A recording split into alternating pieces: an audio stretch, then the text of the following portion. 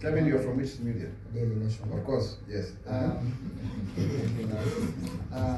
One, you have not clearly stated this issue about the claimed threats, maybe that the government is trying to follow up on opposition leaders.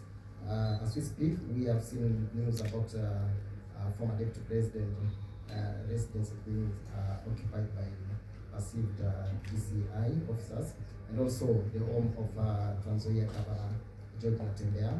So is it that the government is trying to silence these people? And also, secondly, on the issue of Mother Karua, we have previously seen opposition leaders from other countries making or walking around here freely without any intimidation, except the issue of Kisa BCJ. And what's the government position on this? Like, when we allow other opposition leaders to walk freely in Kenya, but when our opposition leaders from Kenya try to enter other countries, we see them being detained and subsequently being deported. What's the take of this? And going forward, do we expect to see the government of Kenya maybe trying to mend its fences with Tanzania? I don't think there's any diplomatic spat between Kenya and Tanzania. As I said, any country has a right to admit anyone within its territories.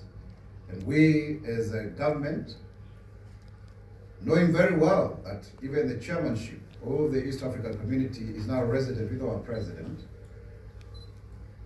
cannot say or emphasize that further.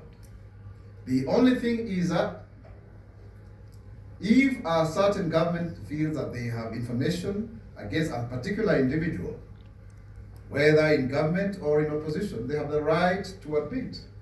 The fact that there is free movement of people and goods, and even now we have e-visa here, ETA, it doesn't mean that then we don't take precautions. Sometimes even before, when you have applied to come, you have to be screened, because we can't just allow everyone to come to our country. It's also not true, Kevin, to say that opposition leaders are being disallowed from visiting other foreign countries. I personally have met with Kizza Besigye here, actually. And you can see even when Raila Odinga was an opposition leader, he used to travel out to Tanzania. So to frame it that it is about opposition leaders, that is now going for the jugular. No, there's not a question of which side of the political divide that one belongs. There's a specific issue here. Mother Karua wanted to go and defend Tundu Lissu in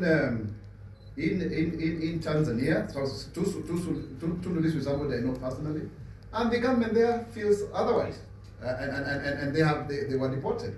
So it has nothing to do with opposition leaders, because other opposition leaders have not been refused admission in that regard. It's specific to this, and that we cannot question, because it is a decision of the Tanzanian government.